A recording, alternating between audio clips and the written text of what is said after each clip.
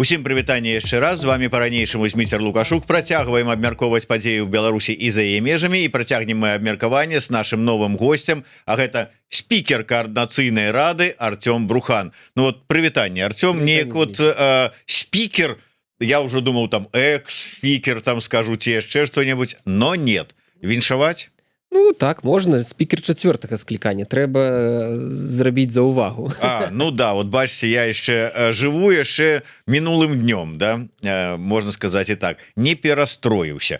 Але наколькі ўсё ж такі, я так разумею, што нечаканасцю гэта не стала, тым больш, што колькі пару тыдняў таму у нас у эфіры Алесь Михалевич так наўпрост сказаў: спікерам будзе Артём Брухан. Все зразумела. Але, Артём, яно вам трэба? Ну, зразумела, трэба, раз я как бы пагадзіўся, як фракцыя мяне вылучыла, конечно, кіраўнік ці як-то лідар спісу фракцыі даў загад, ну а вы партыйная дысцыпліна. Нас не так трошки працую, калі б я сказаў не, то я мог бы адмовіцца, это ж зразумела.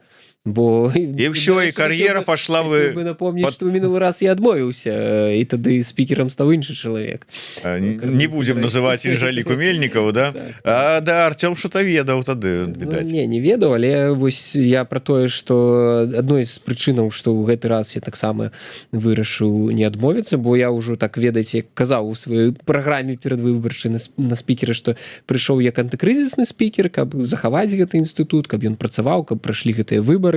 Бо шмат хто казаў, што не будзе ніякіх больш выбараў, вось фракцыя наша возьме як кантроль над КР і больше не будзе праводзіць ніякіх выбараў. Я хацеў бы напомніць такім людзям, якія пра гэта казалі, што не ўсе іх прагнозы збываюцца. Вось, ну і зразумела, ўсё гэта адбылося, і выбары прайшлі, і устаяла Координацыйная рада, і працавала, і дэлегацыі эфектыўна працавалі, то бок адбылося вось гэта за год адбудаваць так, каб яно не развалілася.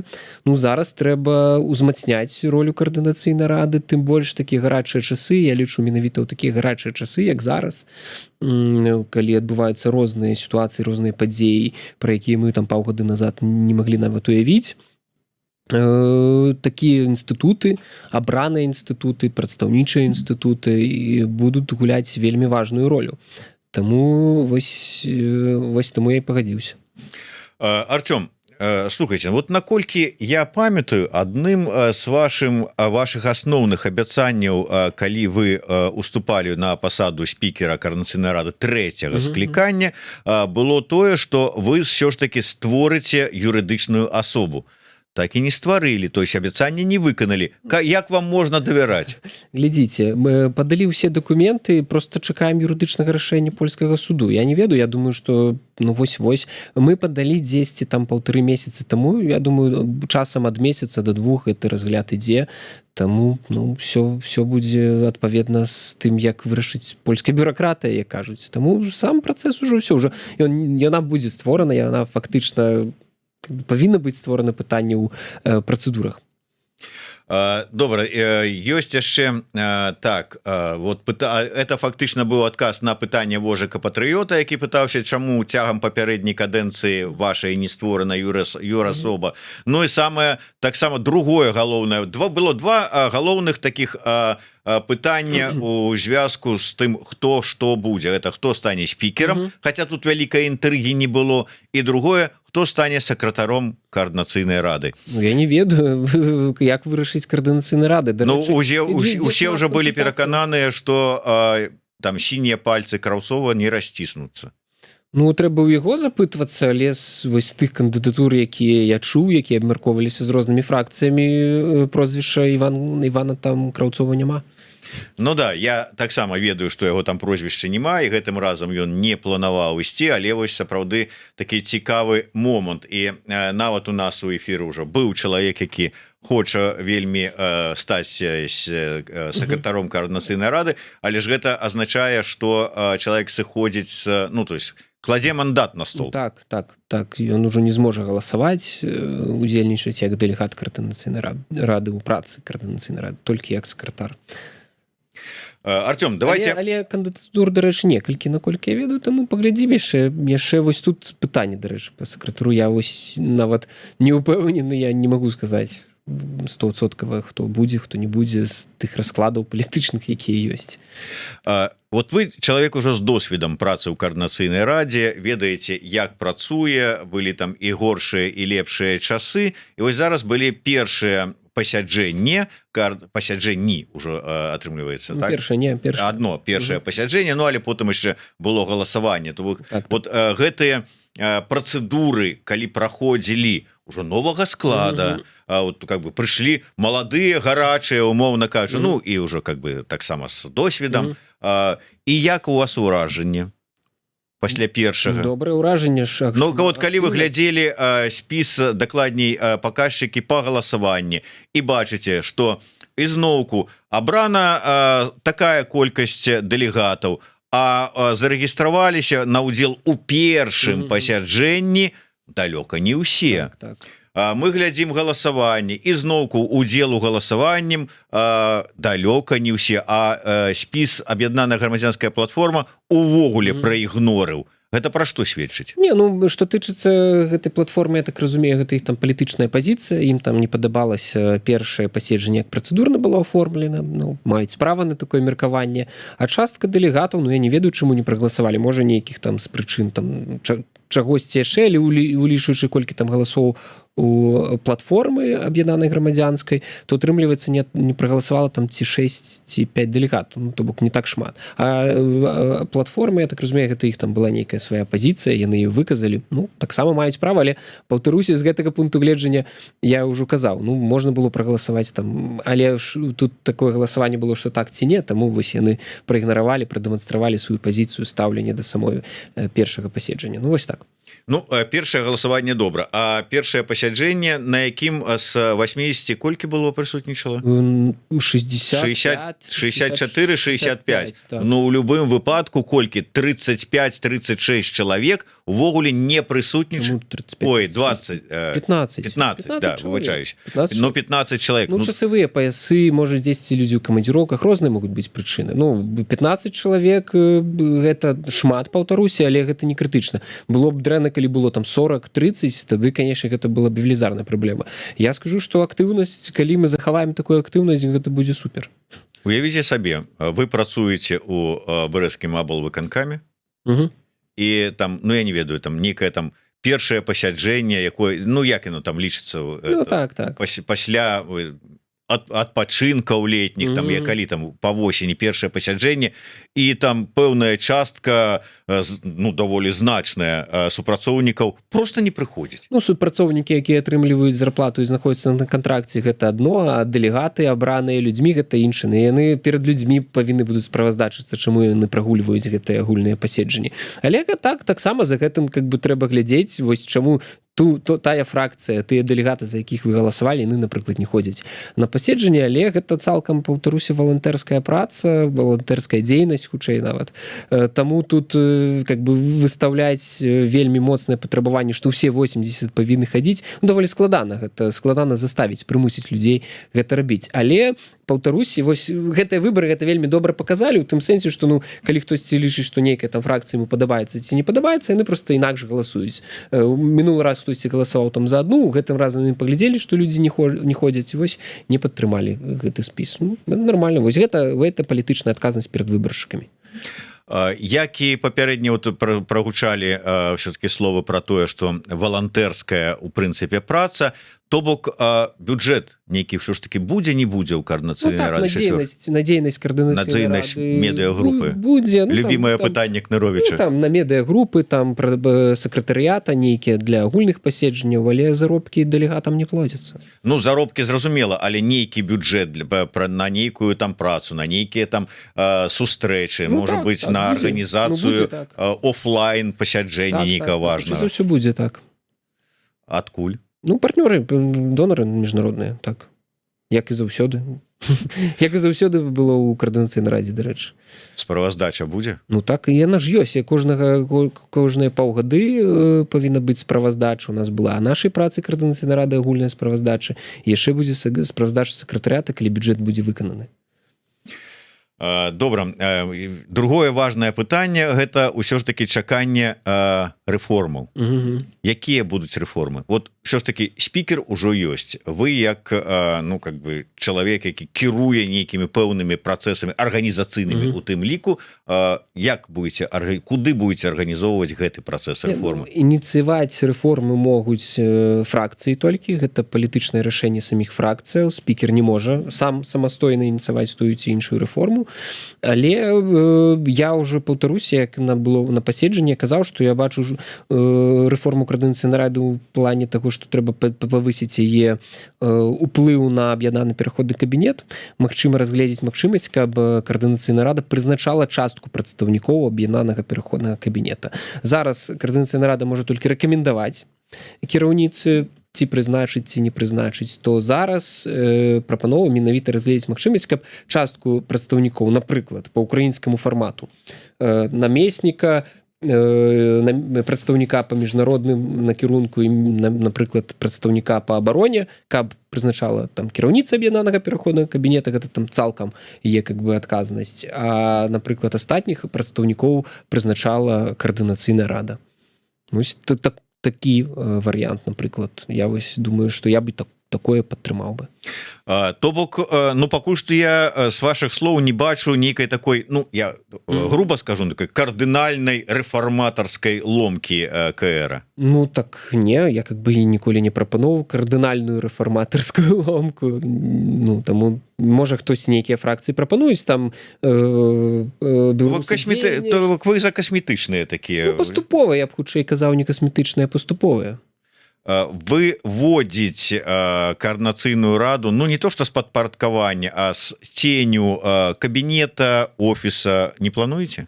Ну вось такія якраз такая прапанова, яна менавіта на гэтай накіраванай. Тут хутчэй не пра цень, а не на цень, а на лепшую как бы каардынацыю і ўзаемны ўплыў, как бы усіленне Координацыйнай радзе у раду ў гэтым кантэксце рэформы гэта такое стварэнне стрымак у супрацьваг у большай ступені. Таму фактычна гэта такі, ведаеце, как бы калі будавацца як дзяржбудаўніцтва, тут ёсць прэзідэнцкая рэспубліка, да, ёсць прэзідэнцка-парламенцкая, ёсць парламенцкая. Пакуль класічнай парламенцкай няма, давайте пераходзіць паступова да прэзідэнцка-парламенцкай, каб ўсё ж такі вось уплыў, цэнтр уплыву сапраўды збалансоўваўся. І гэта будзе спрыяць, дарэчы, большай каардынацыі і гэтай неканфліктагеннасці, як кажуць. Але я так разумею, заўсёды забываюся, як ён называецца, гэта пагадненне, протакол узаемадзеяння паміж трыма структурамі. Да, то бок яго трэба перапісваць, ввогуле гэты стары скасоўваць новы. Унесці змены, гэта унесці змены ў некалькі артыкулаў. Это не праблема. Ну такая нармальная юрыдычная, мовна кажучы, протаканстытуцыйная праца. Ну вы там можете выйсці, ну я маю на увазе Координацыйная рада з такой ініцыятывай, а умоўна кажучы, офіс не падтрымае. Ну можа быць.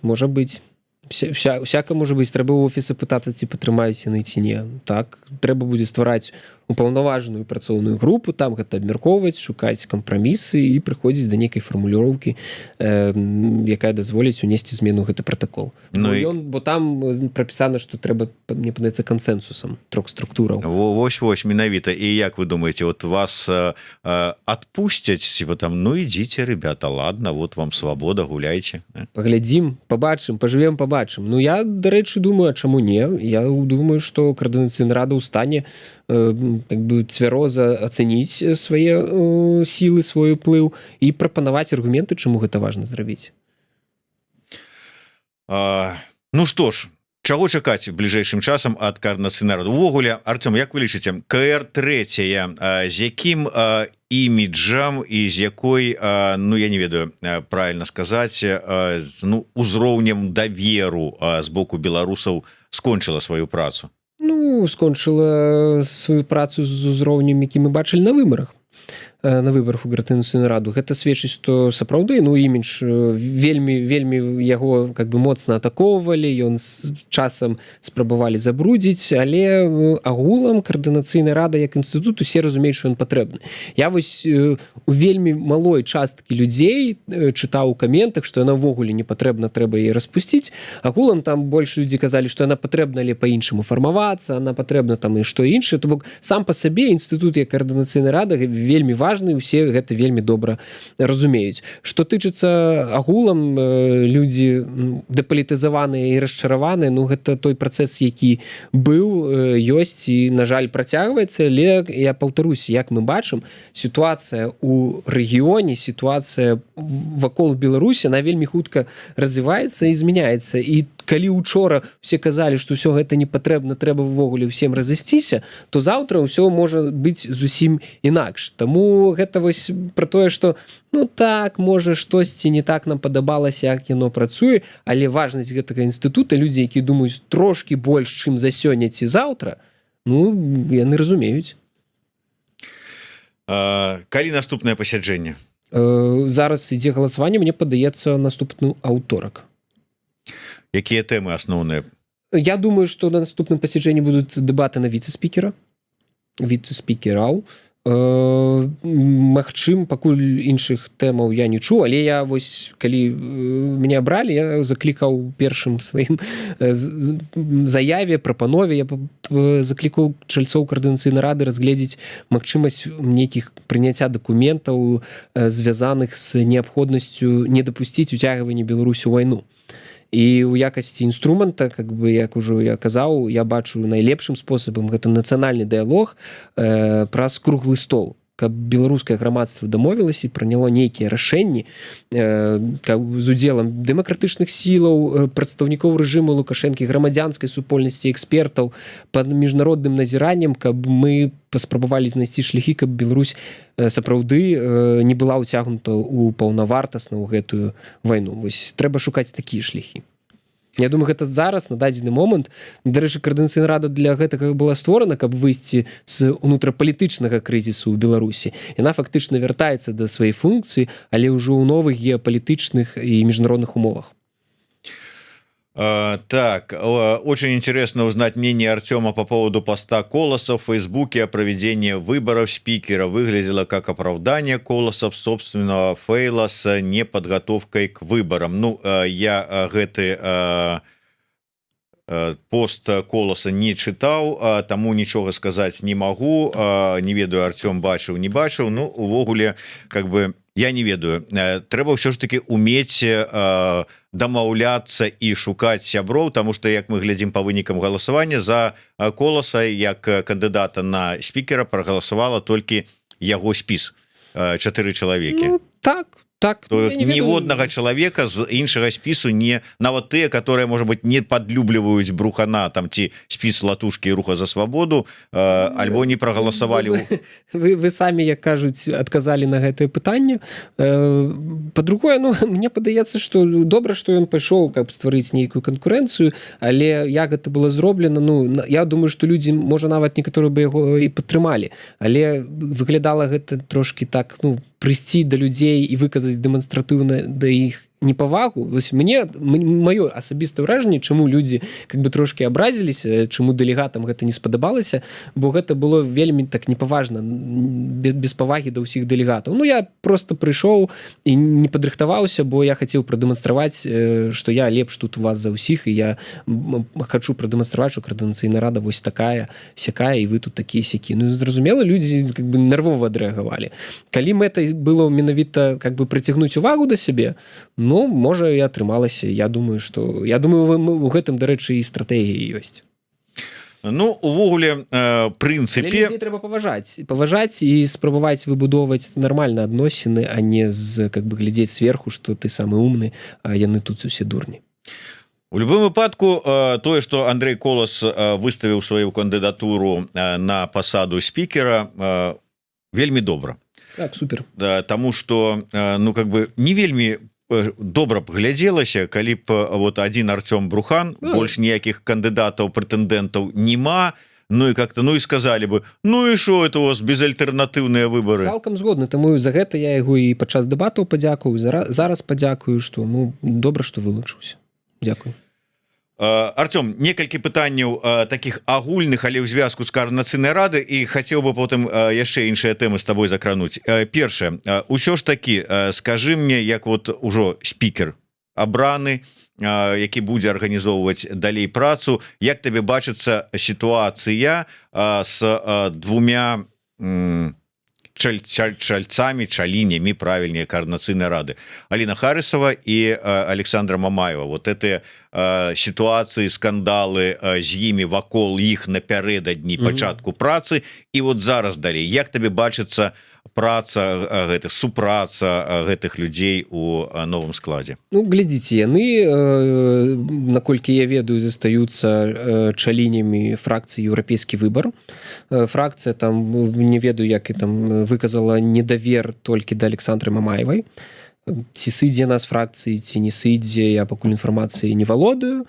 Што тычыцца Харыса, у еўрапейскага выбара да яе пытанняў няма, яны не выказвалі его тому недаверу. Гэта маё асабістае меркаванне, гэта ўнутрафракцыйныя пытанні, якія яны павінны вырашыць унутры сваёй фракцыі. Калі у іншых фракцый узнікнуць пытанні да гэтых дэлегатак, яны маюць права вынесці абмеркаванне сітуацыі на агульнае паседжанне, фракцыі маюць права там звярнуцца ў камісію па нацбяспецы, фракцыі маюць права нават сабраць там групу дэлегатаў, я не памятаю колькі патрэбна, каб вотум недаверу на выключэнне з каардынацыйнай рады ўнесці. Ёсць працэдуры, ёсць інструменты і у дэлегатаў, у фракцыяў ёсць гэты інструменты, яны іх могуць абмеркаваць і прыйсці да чаго-то. Я як спікер паўтаруся, я сваё меркаванне выказал, гэта ўнутрафракцыйнае пытанне і я не бачу тут нейкай сітуацыі, якую я не разумею, что бы я тут павінен зрабіць. Там была нейкая праверка Аліны Харысавай, там штосьці нічога не адбылося, то бок тут незразумела, якую дадатковую праверку мы ўвогуле можам правесці, я не разумею. Што тычыцца Александра Мамаевай, паўтаруся, гэта ўнутрафракцыйнае пытанне. Я тут бачу, там нейкая ў іх працэсы адбываюцца, я спадзяюся, што яны іх даволі хутка вырашыць. Яшчэ одна непрыемная сітуацыя з іншым, канешне, адценнем, але звязаная з Мартынавай, з тым, што вот ей забаранілі ўезд у шенгенскую зону, у Польшу яна не можа прыехаць, увогуле незразумела з-за чаго, што там здарылася і як. Я, дарэчы, вот яшчэ да таго, як было першае пасяджэнне, пачала працаваць КР4, пытаўся у дэлегатаў і тут у аднаго з дэлегатаў у эфіры да ўсяго, так рэакцыя координацыйнай рады вот на гэтую сітуацыю, на што мне там склаўшы лапки, так сказали, вот это ўжо хай координацыйная рада 4-го склікання неяк так вырашае, што там заяву прымае. Конечно, добра было б, каб нешта прынята было, нешта зроблена, не так, як з заявай по Венесуэле, конечно, як вот... Вы, Зміцер, смеетеся. У Венесуэле што адбываецца? Пачаўся дыалог апазіцыі з... Да гэтага мы вернемся. Давайте праз Мартынаву. Я вернуся, але калі мы потым будзем... Вось памятаеце нашу размову на адном з эфіраў, я казаў, давайте стратэгічна думаць, усякае можа там адбыцца. І калі мы звернемся да новых уладаў, мы скажем, нас падтрымлівалі, зможам выбудаваць добрыя кантакты. Таму хопіць вось гэтых. А вяртаючыся да Мартынова. Да, а то я хотел сказать, это ўсё добра, а Мартынова тут пры чым? Вяртаючыся да Мартынавай. Вы ж вспомнілі першы Венесуэлу, не я.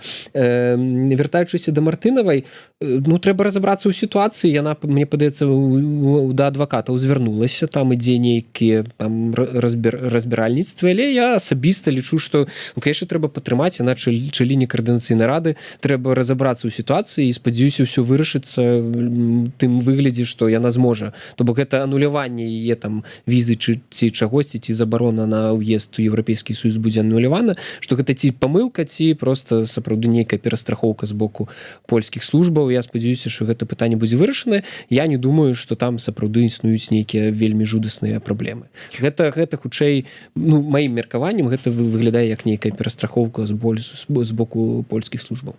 Але вот роля ў гэтай сітуацыі, якая можа быць координацыйнай рады? Не, заява гэта добра, але і то я спадзяюся, што ўсё ж таки хутчэй, а то зараз пачнеце выбіраць там віцэ-спікераў, там усё астатняе, і там дзе-нибудь праз 3 месяца дойдзе справа у лепшым выпадку. Хутчэй гэта ўсё будзе, але сеймам Польшчы координацыйная рада прызнаная. Вы как бы сенатам, да, вы вхожы, як кажуць, туды у залу пасяджэнняў дэпутатаў, дэлегатаў і гэтак далей.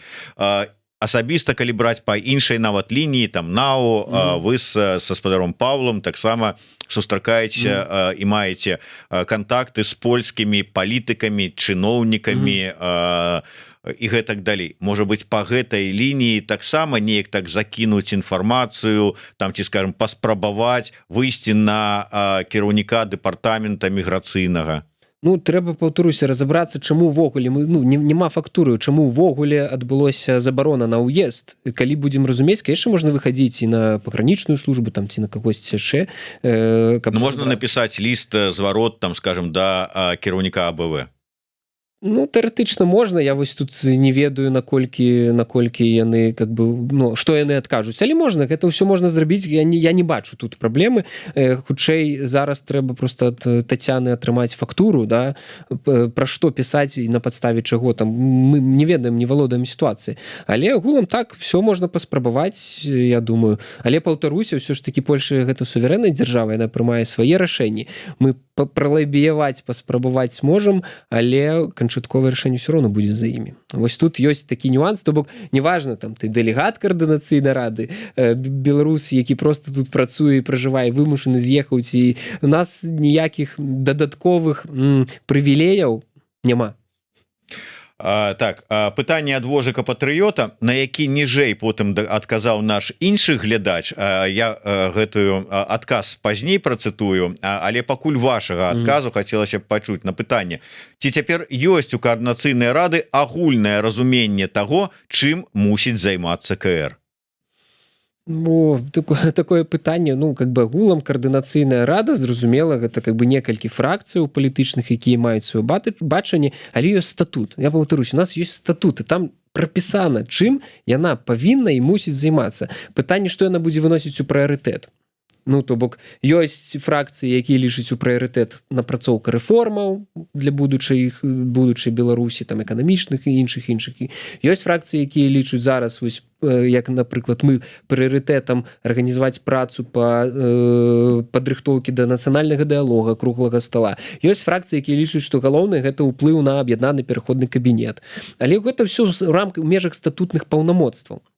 Вось, да чаго дамовіцца большасць, ну вось тут паглядзім, то бок як па кожнаму упэўнены рашэнню будуць перамовы ад-хок, умоўна кажучы, вось гэты накірунак такі, вось гэты такі. Я тут не бачу, мне паўтаруся, гэта такая штучная праблема, якую часам кажуць, ну, каардынацыйная рада не ведае, чым яна павінна займацца, і наступным тэзісам, вот я лічу, яна павінна займацца толькі рэформамі. Ну, то бок, гэта ж, ну, пытанне как бы штучна створанае, бо ёсць просто меркаванне. Нельга ж просто сказаць, слухайте, я ввогуле лічу, няхай займаюцца рэформамі, больш нічым не займаюцца.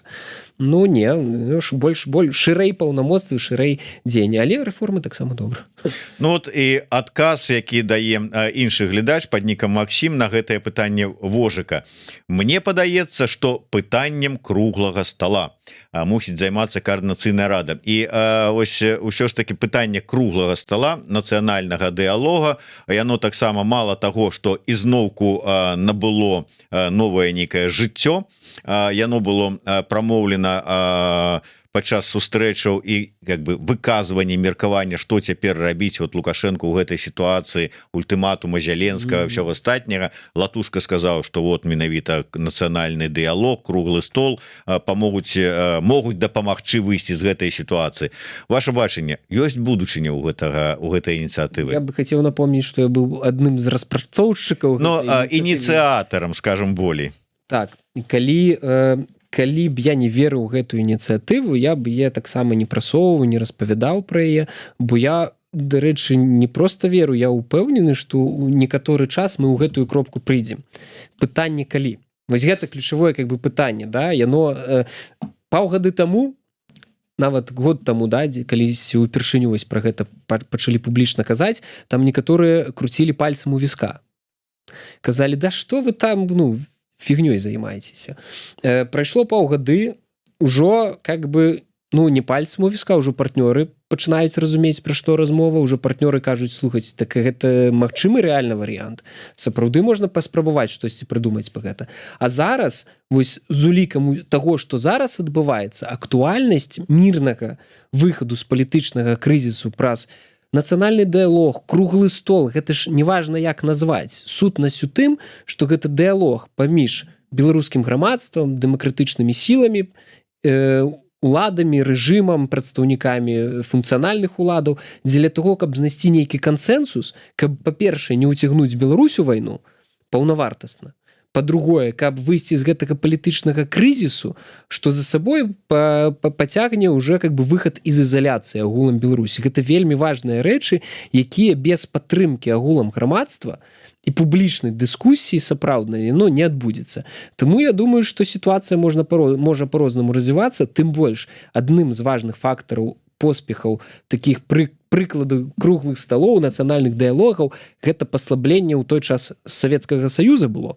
А ў нашым кантэксце паслабленне Расіі. Ну, давайте паглядзім, што зараз у Расіі адбываецца. Давайте паглядзім, што будзе адбывацца праз 3 месяцы. Ну, то бок, круглы стол, гэта, ну, как бы такая, конечно, не заўтрашняга дня рэчаіснасць, але ўсё можа да гэтага прыйсці. Увогуле, як вы лічыце, якое, ну, наколькі, дакладней так, якую пазіцыю датычнай сітуацыі з адносінаў з Украінай, ультыматума так званага Зеленска, вы асабіста прытрымліваецеся? Моя пазіцыя такая. Я бы ні ў якім разе не хацеў, каб былі нанесены ўдары по Беларусі. Я хачу, каб у Беларусі захаваўся мір. Гэта базавы тэзіс. Але у адпаведнасці з палажэннямі статута ААН артыкул 51, вось я папрасіў юрыстаў мяне падрыхтаваць трошкі, Украіна мае права на самаабарону, як індывідуальную, так і калектыўную. Для калектыўнай ёй патрэбна рашэнне Совбеза ООН, гэта немагчыма, а вось індывідуальную самаабарону яна можа. Бо размяшчэнне вось гэтых рэтранслятораў на тэрыторыі Беларусі гэта судзейнічанне ў агрэсіі, якую ажыццяўляе Расійская Федэрацыя. Таму адмаўляць Украіне ў праве на самаабарону я не хацеў бы і не магу. Не маю такога права з пункту гледжання такіх не эмоцый, а сухіх рэчаў міжнароднага права. Але я бы вельмі не хацеў, каб гэта адбылося. І ключавое, што, паўтаруся, гэтага можна пазбегнуць. Па-першае, каб Лукашенко зняў гэтыя рэтрансляторы, ці пабежаў і папрасіў Пуціна зняць гэтыя рэтрансляторы. Па-другое, сапраўды рэжыму паспрабаваць выйсці з гэтага тупіка, у якім ён знаходзіцца, праз розныя інструменты, у тым ліку, паўтаруся, інструментам нацыянальнага дыялогу круглага стала.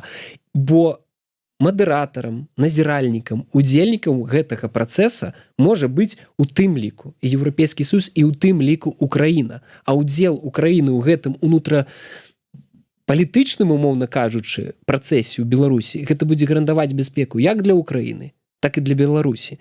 І нават зацвердзіць рашэнне гэтага круглага стала, дакументы гэтага круглага стала, які будуць гарантаваць бяспеку Украіне і гарантаваць неўцягванне Беларусі ў вайну, можа нават беларускім народным сходам. Гэта не важна, якія мы інструменты прыдумаем. Ёсць нават вось, у яго нават у Лукашэнкі зараз па яго канстытуцыі можна гэта ўсё правесці. Але галоўнае, каб была, па-першае, воля, а па-другое, будаванне сваёй палітыкі на падставе нацыянальных інтарэсаў. Нам вельмі часта пра іх кажуць, і вось размяшчэнне гэтых рэтранслятораў гэта наш ненацыянальны інтарэс. Саўдзел у агрэсіі не нацыянальны інтарэс. А нацыянальны інтарэс, каб Беларусь сапраўды не ваявала, была незалежнай краінай і мела знешнепалітычную самастойнасць. І ў гэтым кантэксце можа гэта гарантаваць беларускае грамадства, беларускі народ, як бы гэта пафасна не гучала. Увогуле у гэтай сітуацыі як вам падаюцца, наколькі паводзіны Лукашэнкі яны адпавядаюць таму узроўню там небяспекі ці бяспекі, якая існуе зараз на сёння? Вы намекаеце пра яго адлёт у доўгатэрміновую камандзіроўку? Ну так, ну і ўвогуле вы у мяне як эксперт па чыноўнікам, гэта даўно ўжо вырашылі з вами, як вось гэтая раптоўная абвестка пра адлёту доўгатэрміновую камандзіроўку за мяжу ў такі час можа ўплываць на стаўленне да Лукашэнкі сярод вот чыноўнікаў? Ведаеце, вось калі пра гэта думаў, у 2020 годзе, калі быў ковід, Лукашенко сама устраніўся ад вырашэння пытанняў з ковідам, беларускае грамадства, беларусы зразумелі, што ён іх кінуў. Ну, ён казаў, вы не лезьце ў палітыку, а я вам буду гарантаваць бяспеку. Ну такая была, да, сацыяльная дамова, як кажуць. І ён просто я не прытрымліваўся, просто сказаў: ну заставайцеся з гэтай хваробай сам насам, дзяржава ўмывае рукі. Тое ж самае зараз адбываецца. Зараз ён яшчэ і дэманструе гэта свайму чынавенству, і самае страшнае, мне падаецца, ён гэта дэманструе сілавікам. То бок 3 дні да сканчэння ультыматума Зеленскага, па якім Украіна патэнцыйна мае права нанесці удар по гэтым ретранслятарам, і, умоўна кажучы, галоўнакамандуючы кажа: слухайце, бывайце, паляцеў я, у меня тут справы ёсць.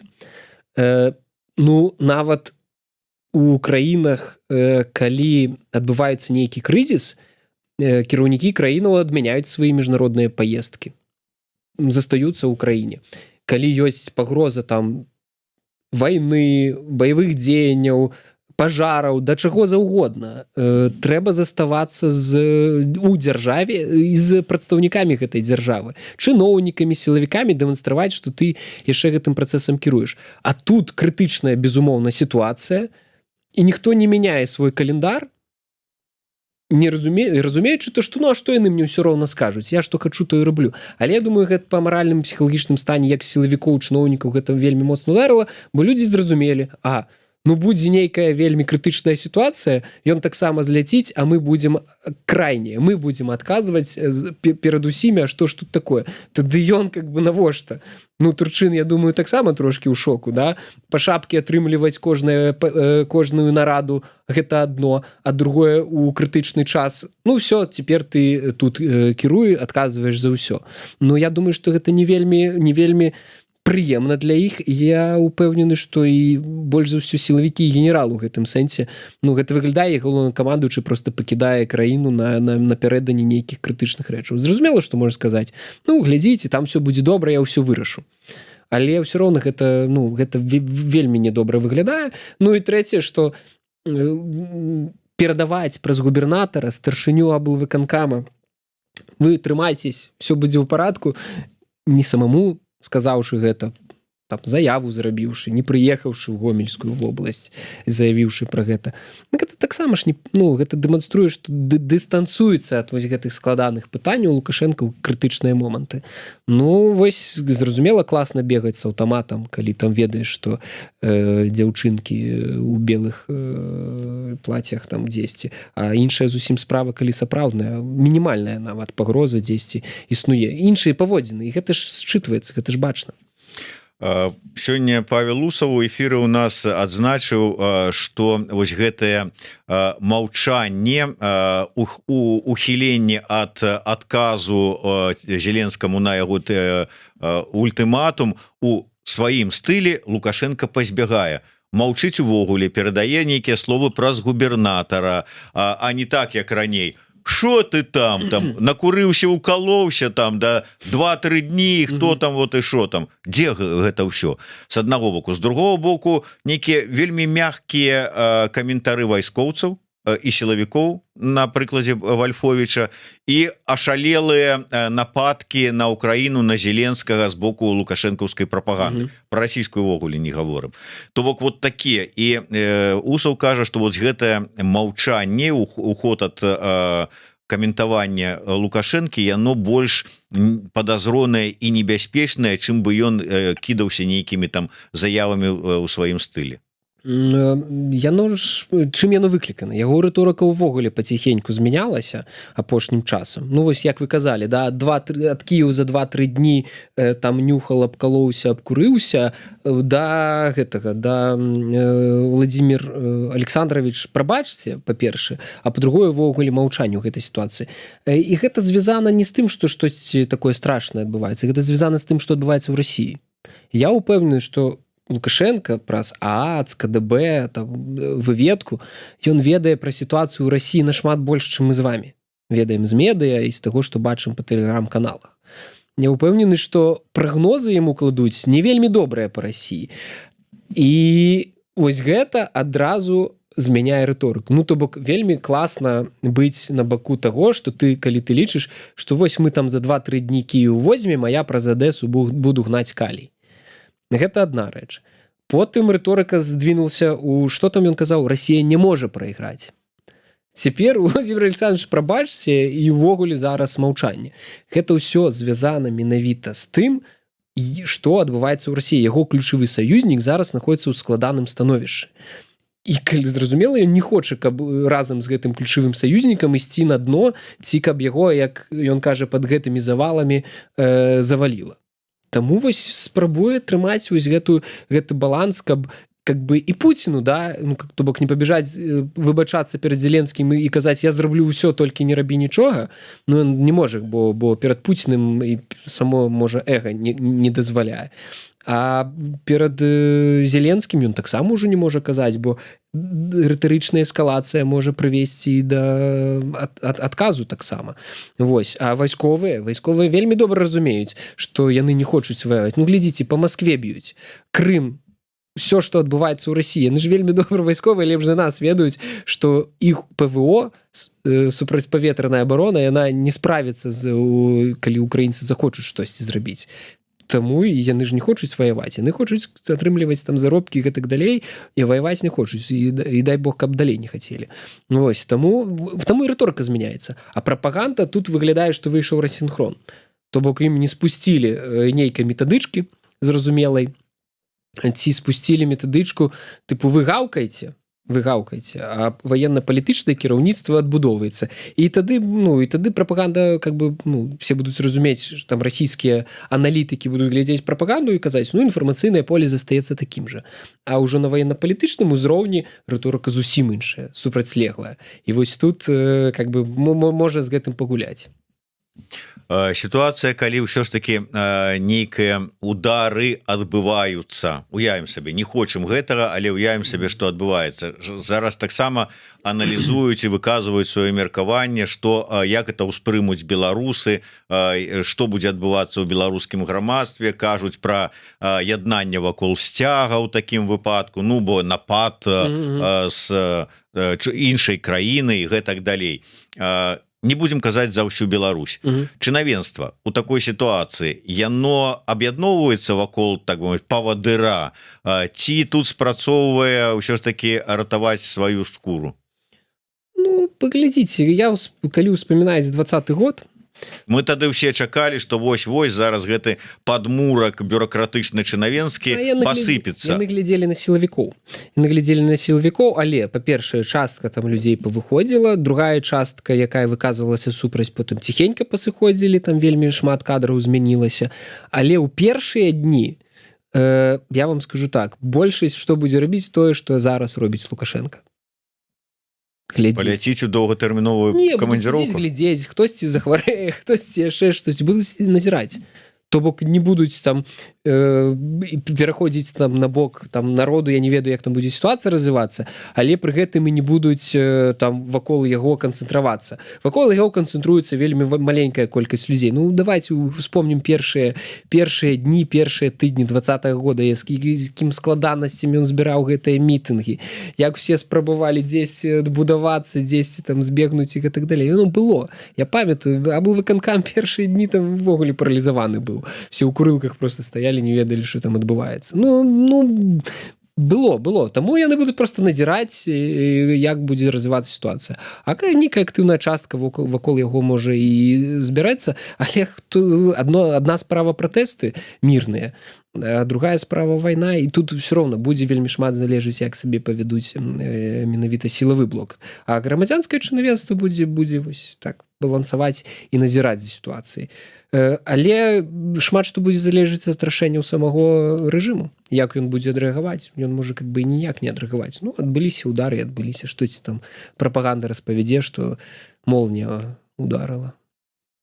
Ну, ўжо ёсць інфармацыя, што нібыта перасталі працаваць, ну, самі так вот здарылася, надвор'е такое спякотнае, можа, ну, так. Спякліся платы там. Дарэчы, так.